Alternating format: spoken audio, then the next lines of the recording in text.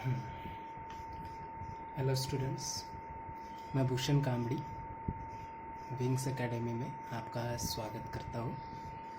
तो आज हम 10th स्टैंडर्ड का फर्स्ट लेसन स्टार्ट करने वाले हैं, जो कि साइंस 2 से बिलोंग करता है, and that is the heredity and evolution. So in this lesson we are going to discuss about heredity and heredity changes, then transcription, translation and translocation. These three terms are related with the protein synthesis process. Another one is evolution, then evidences of evolution. Next Darwin's theory of natural selection. अब देखो, Darwin's के बारे में आपने सुना हुआ है.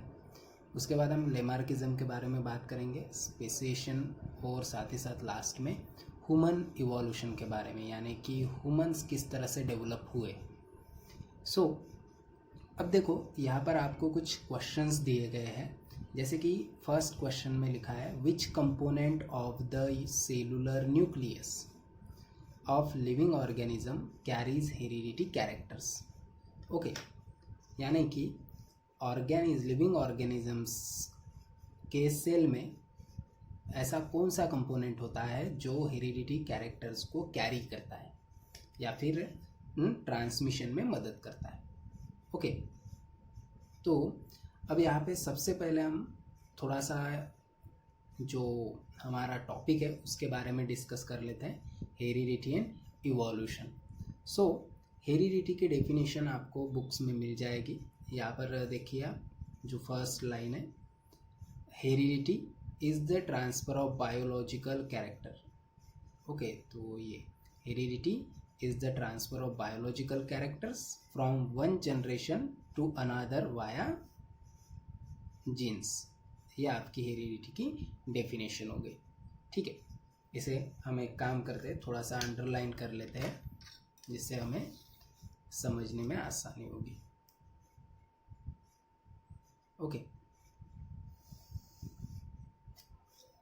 आप इसके थ्रू अपने नोट्स भी बना सकते हो. सो अब देखो, heredity is the transfer of biological character. अब यहाँ पे ये जो बायोलॉजिकल कैरेक्टर, ये जो टर्म है, ये टर्म रिलेट करती है किसी भी लिविंग ऑर्गेनिजम्स के कैरेक्टर्स के लिए. जैसे कि देखो, बायोलॉजिकल कैरेक्टर यानी कि हमारी हाइट, ठीक है, हमारा जो कॉम्प्लेक्शन है, यानी कि हम दिखते कैसे, गोरे हैं या फिर सावले हैं, साथ ही साथ हमारे हेयर का टेक्सचर, हेयर का स्ट्रक्चर कैसा है, यानी कि बाल कैसे हैं हमारे, वो सारी चीज़ें बायोलॉजिकल कैरेक्टर्स में आती है.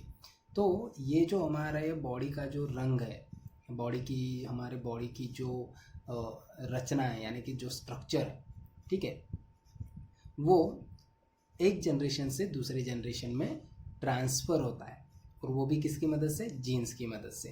तो ये जीन्स कहाँ पर पाए जाते हैं उसके बारे में सबसे पहले हम पढ़ लेते हैं. तो देखो, मैं यहाँ पर एक डायग्राम बनाऊंगा जिससे आपको समझ में आ जाएगा. तो मुझे बताओ कि what is the building block of a body. Body का बिल्डिंग ब्लॉक क्या है, तो आप लोगों को पता ही है, वो क्या होता है, सेल होता है. Okay, cell is the building block of body. अब अगर हम सेल का स्ट्रक्चर देखेंगे, तो सेल के स्ट्रक्चर में हमें एक आउटर मेम्ब्रेन दिखती है, जिसे हम कहते हैं प्लाज्मा मेम्ब्रेन. क्या कहते हैं, प्लाज्मा मेम्ब्रेन. ठीक है, अब देखो, ये आपने बेसिक पढ़ा हुआ है कि सेल के आउटर मेम्ब्रेन को हम प्लाज्मा मेम्ब्रेन या फिर सेल मेम्ब्रेन कहते हैं, और इनसाइड द सेल एक फ्लूइड लाइक सब्सटेंस होता है. ओके, तो वो फ्लूइड लाइक सब्सटेंस क्या होता है, बिल्कुल साइटोप्लाज्म होता है. वो क्या होता है, साइटोप्लाज्म. और इस सेल के एकदम सेंटर में क्या होता है, सेंटर में होता है न्यूक्लियस. क्या होता है, न्यूक्लियस. ठीक है, अब देखो, जो जीन्स है, जीन्स पाए जाते हैं न्यूक्लियस के इनसाइड में. अब कैसे, तो हम न्यूक्लियस का भी एक स्ट्रक्चर बना लेते हैं. जैसे सपोज ये एक न्यूक्लियस है, ठीक है, ये हम यहाँ पे न्यूक्लियस बना लिया हमने.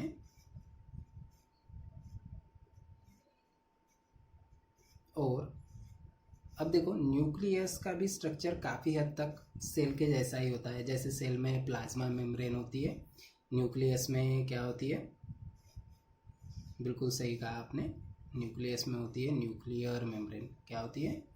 Nuclear membrane. ओके,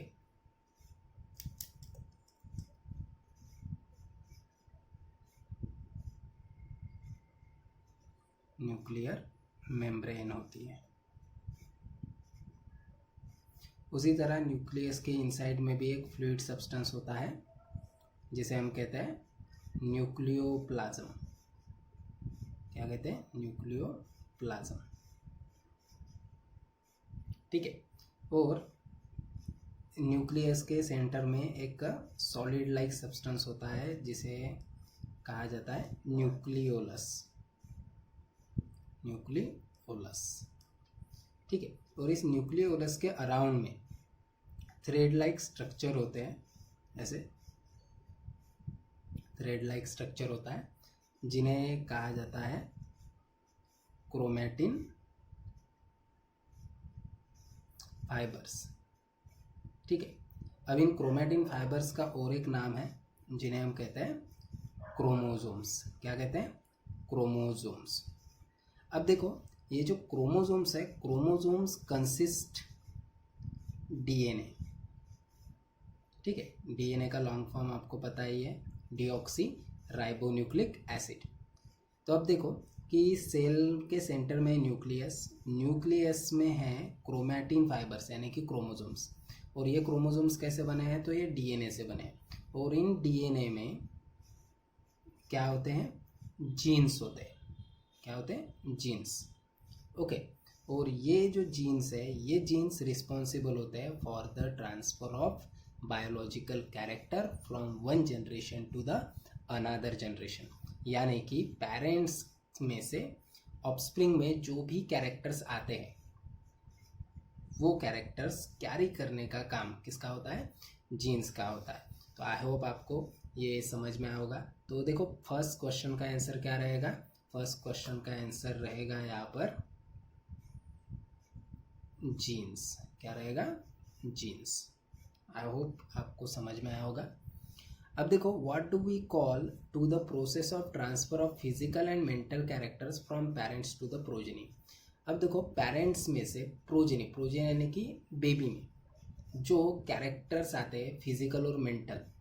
ठीक है। तो ये जो प्रोसेस है जिसके थ्रू ये फिजिकल और मेंटल कैरेक्टर पेरेंट्स में से प्रोजेनी में आ रहे हैं, उस प्रोसेस को हम क्या कहेंगे? तो उस प्रोसेस को हम कहते हैं हेरिडिटी। ओके। या फिर इसको दूसरा नाम भी है इनहेरिटेंस। क्या है? इनहेरिटेंस। और तीसरा जो है वो है कि which are the component of DNA molecule. DNA molecule के कंपोनेंट्स कौन से? ठीक है। अब देखो डीएनए मॉलिक्यूल यानी कि ये जो डीएनए जिसके इनसाइड में क्या होते हैं? जीन्स होते हैं। तो ये डीएनए जो है इसके कंपोनेंट्स क्या होंगे? तो सबसे पहले हम एक काम करते हैं, इसका लॉन्ग फॉर्म लिख लेते हैं, deoxy ribo nucleic acid. DNA का लॉन्ग फॉर्म क्या है? Deoxy ribo nucleic acid. And अगर हम कंपोनेंट्स की बात करें, कंपोनेंट्स ऑफ डीएनए, तो डीएनए 3 कंपोनेंट से बना है। पहला कंपोनेंट जो है वो है पेंटोज शुगर। क्या है? Pentose sugar. दूसरा कंपोनेंट है फॉस्फेट मॉलिक्यूल।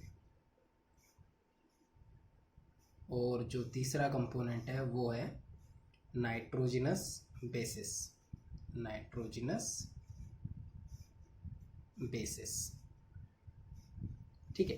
यानी कि इन 3 कंपोनेंट से क्या बनता है, डीएनए बनता है। ठीक है, अगर हम डीएनए स्ट्रक्चर की बात करें तो डीएनए स्ट्रक्चर जो है वो डबल हेलिक्स स्ट्रक्चर है। कैसा स्ट्रक्चर है, डबल हेलिक्स। ठीक है, ये देखो, ये फर्स्ट हेलिक्स है और ये दूसरा हेलिक्स, यानी कि ये अगर फर्स्ट वन है तो ये दूसरा हेलिक्स हो जाएगा, इसीलिए हम डीएनए को कहते हैं डबल हेलिक्स स्ट्रक्चर। ठीक है, अब ये जो स्ट्रैंड्स होते हैं डीएनए के, ठीक है, ये जो ईच हेलिक्स है, ये फर्स्ट हेलिक्स, ये सेकंड हेलिक्स, तो ये जो हेलिक्स है ये हेलिक्स बनते हैं पेंटोज शुगर और फॉस्फेट मॉलिक्यूल के कॉम्बिनेशन से, यानी कि ये जो कॉम्बिनेशन है उससे बनते हैं ये हेलिक्स स्ट्रक्चर, यानी कि ये जो स्ट्रैंड है, ठीक है, इसको अगर हम ऐसे बनाते हैं थोड़ा सा ठीक से,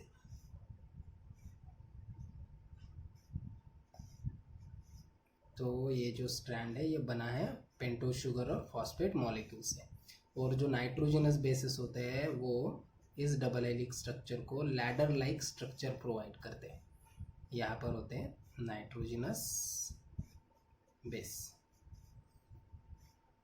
ठीक है, तो ये सिंपल सा स्ट्रक्चर है डीएनए का जो हमने बनाया है, इसके बारे में आप 9th स्टैंडर्ड में पढ़ चुके हो। चलो अब बात करते हैं हम हेरिडिटी और हेरिडिटी चेंजेस के बारे में।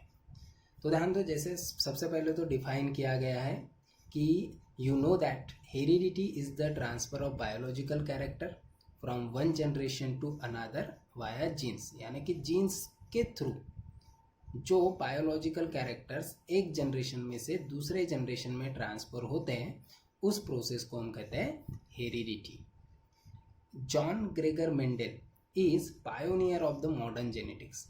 अब देखो, लास्ट ईयर हमने मेंडल्स के एक्सपेरिमेंट के बारे में पढ़ा था, ठीक है, जिससे उसने काफ़ी सारी हाइब्रिड वेराइटीज़ ऑफ क्रॉप्स क्या की थी, प्रोड्यूस की थी।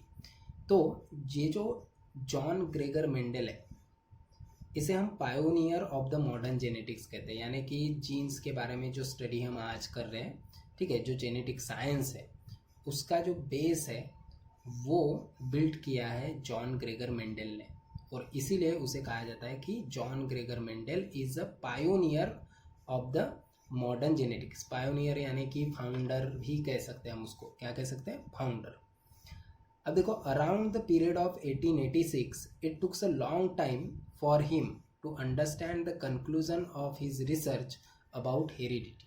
तो देखो 1886 में इसने एक कंक्लूजन निकाला कि जो पेरेंट्स होते हैं उनमें से काफ़ी सारे कैरेक्टर्स जो है वो प्रोजेनी में क्या होते हैं, ट्रांसफ़र होते हैं, यानी कि एक जनरेशन से दूसरे, यानी कि जो लॉ ऑफ इनहेरिटेंस है उसे 1886 में जॉन ग्रेगर मेंडल ने बताया था। कौन से साल में, in 1886 John Gregor Mendel conclude the law of heredity. ठीक है, then in 1901 the reason behind the sudden changes were understood due to the mutational theory of Hugo de Vries. अब देखो उसके बाद क्या हुआ कि 1901 में ह्यूगो डी व्रीज नाम के एक साइंटिस्ट ने म्यूटेशनल थ्योरी को बताया था। कौन सी थ्योरी बताई थी, म्यूटेशनल थ्योरी। ठीक है, अब ये म्यूटेशनल थ्योरी में क्या होता है, तो देखो म्यूटेशनल थ्योरी में सडन चेंजेस के बारे में स्टडी की जाती है, क्योंकि अब ध्यान दो कि ये जो म्यूटेशन है it is related with the evolution. किससे रिलेटेड है, इवोल्यूशन से रिलेटेड है। कैसे, तो इवोल्यूशन यानी क्या है, इवोल्यूशन यानी कि changes in an organism over long duration. ठीक है, वो डेफिनेशन मैं आपको यहाँ पर लिख कर दे देता हूँ ताकि आप थोड़ा सा उसको समझ लो। इवोल्यूशन की डेफिनेशन है ठीक है, इवोल्यूशन, उसे हम लिखते हैं ऐसे, gradual changes occurs in an organism over long duration, यानी कि, और ये जो इवोल्यूशन है, इवोल्यूशन एक स्लो गोइंग प्रोसेस है। कैसी प्रोसेस है? Slow going process. Evolution is a slow going process, यानी कि एक इवोल्यूशन काफ़ी स्लो होता है, ठीक है। जैसे अगर हम ह्यूमन इवोल्यूशन की बात करें तो ह्यूमन इवोल्यूशन होने के लिए 3.5 बिलियंस ऑफ ईयर्स लगे हैं, यानी कि आज का जो इंसान है वो ऐसा नहीं था 3.5 बिलियंस ईयर्स एगो, ठीक है। उसके बारे में हम बाद में डिटेल में स्टडी करेंगे। तो इवोल्यूशन में क्या लिखा है मैंने? Gradual changes. ग्रेजुअल यानी कि स्लोली जो चेंजेस ऑर्गेनिजम्स में होते जाते हैं हज़ारों करोड़ों साल में, उसे हम कहते हैं इवोल्यूशन, ठीक है। लेकिन म्यूटेशन जो है, म्यूटेशन ये सडनली होता है। क्या होता है? म्यूटेशन सडनली होता है। तो वो जो म्यूटेशनल थ्योरी है उसके बारे में बताया था ह्यूगो डी व्रीज ने। कौन से साल में? 1901 में। Meanwhile in 1902 Walter and Sutton observe the paired chromosome in the cell of grasshopper. अब उसके बाद सडनली 1901 के बाद नेक्स्ट ईयर यानी कि 1902 में ड्यूओ ऑफ साइंटिस्ट यानी कि दो साइंटिस्ट ने, वॉल्टर एंड सटन ने, पेयर्ड क्रोमोसोम्स को ऑब्जर्व किया था इनसाइड द बैक्टीरियल सेल, यानी कि बैक्टीरिया के सेल में। सपोज अगर बैक्टीरिया की सेल है तो उस बैक्टीरिया के सेल में पेयर ऑफ क्रोमोसोम्स को, ये एक क्रोमोसोम ये दूसरा क्रोमोसोम, यानी कि क्रोमोसोम की पेयर को ऑब्जर्व किया था। और यही से पता चला कि जो क्रोमोसोम्स होते हैं वो पेयर्ड में होते हैं, यानी कि हमारे बॉडी के जो सेल्स है उनमें जो क्रोमोसोम है वो भी पेयर में होंगे। कैसे होंगे? पेयर में, ठीक है। इसीलिए अब देखो, लास्ट ईयर हमने पढ़ा था कि ह्यूमन सेल में कितने नंबर ऑफ क्रोमोसोम्स होते हैं? 46 क्रोमोसोम्स होते हैं, ठीक है। लेकिन ये 46 क्रोमोसोम दो के पेयर में होते हैं, यानी कि अगर हम पेयर बनाएंगे तो कितने पेयर आ जाएंगे? 23 पेयर्स, ठीक है। 23 पेयर यानी कि ग्रुप ऑफ 2, ठीक है। तो अगर हम 2 से मल्टीप्लाई कर देंगे इसको तो कितना आ जाता है? आंसर आ जाता है 46, ठीक है।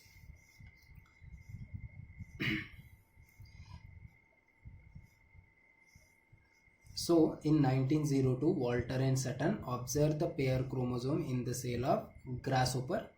Until then it was not known to anyone, ठीक है। तो ग्रासहोपर के सेल्स में वॉल्टर एंड सटन ने क्या ऑब्जर्व किया था? पेयर्ड क्रोमोसोम को ऑब्जर्व किया था। तब तक तो क्रोमोसोम के बारे में किसी को पता भी नहीं था। So research started in the direction of finding the nature of genetic material when it was proved that genes are carried via chromosome. अब देखो, जैसे ही पता चला कि जो जीन्स है, जीन्स को कैरी किया जाता है बाय द क्रोमोसोम। जीन्स को कौन कैरी करता है? क्रोमोसोम्स कैरी करते हैं। और इसीलिए जीन्स के, यानी कि जीन्स के नेचर के बारे में, कि जीन्स कैसे होते हैं, उनके बारे में रिसर्च स्टार्ट हुई। एंड थ्रू विच 1944, और फिर 1944 में ट्रायो ऑफ साइंटिस्ट यानी कि 3 साइंटिस्ट के ग्रुप ने, जिसमें Oswald Avery, Maclyn McCarty and Colin MacLeod, इन तीनों ने मिलकर 1944 में ये प्रूव किया कि except viruses all living organisms have a DNA as a genetic material, ठीक है। यानी कि अगर हम वायरस को छोड़ दें तो हमारे अर्थ पर पाए जाने वाले सभी लिविंग ऑर्गेनिजम्स में डीएनए होते हैं एज अ जेनेटिक मटेरियल। अब देखो, यहाँ पर वायरस के बारे में थोड़ा सा कंट्रोवर्सी है। वायरसेस 2 तरह के होते हैं, genetic and non genetic viruses.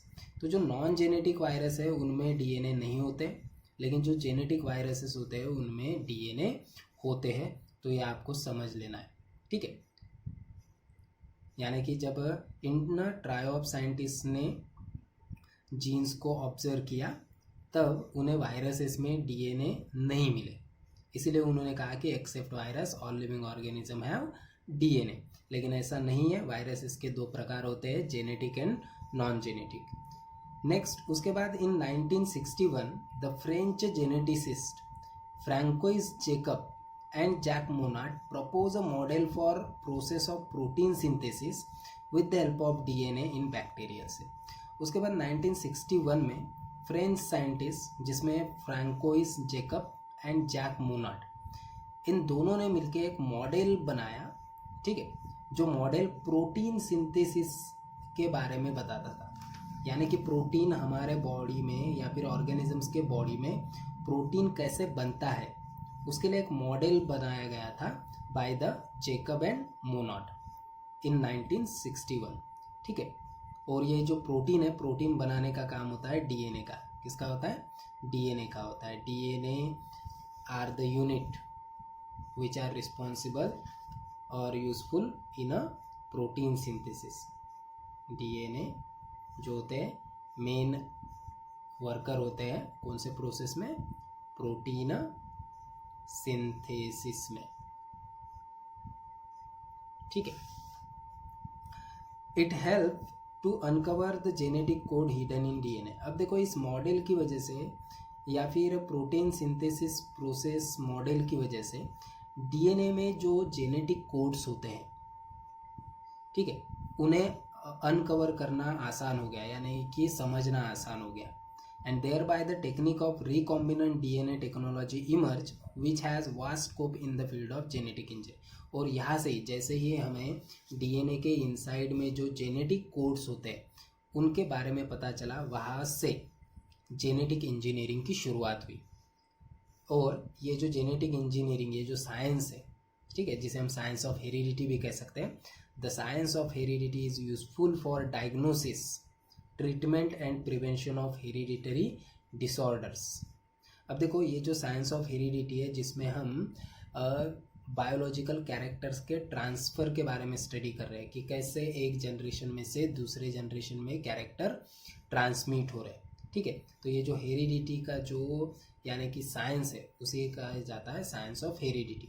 तो इस साइंस ऑफ हेरिडिटी की वजह से हम काफ़ी सारे डिसीजेस को डायग्नोस कर सके, ठीक है। बहुत सारे डिसीजेस हमारे बॉडी में जेनेटिक्स होते हैं, ठीक है, जो हमें हमारे पेरेंटल जनरेशन से मिल जाते हैं, जैसे डायबिटीज़, ठीक है, अस्थमा।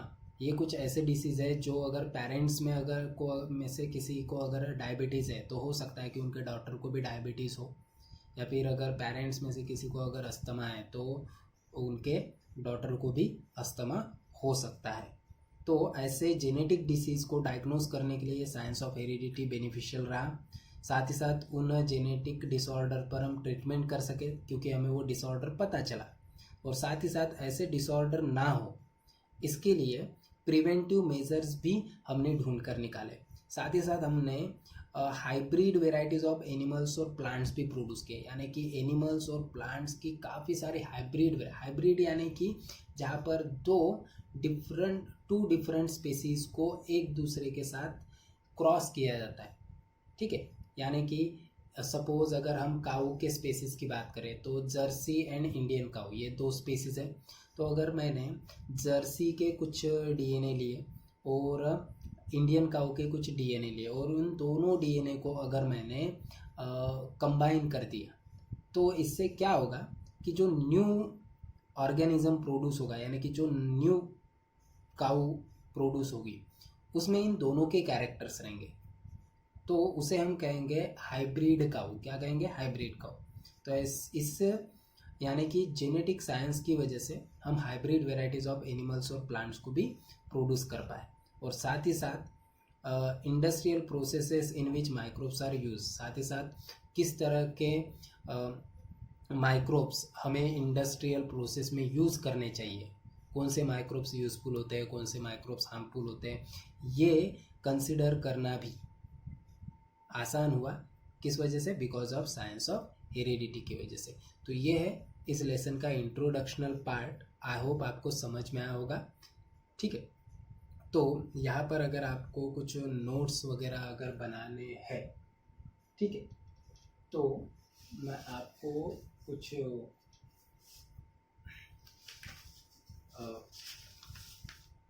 ये प्रोवाइड कर रहा हूँ। ये एक ठीक है, इसको आप अगर स्क्रीनशॉट ले लोगे तो आपको अच्छे से नोट्स मिल जाएंगे। ठीक है, so thank you for watching.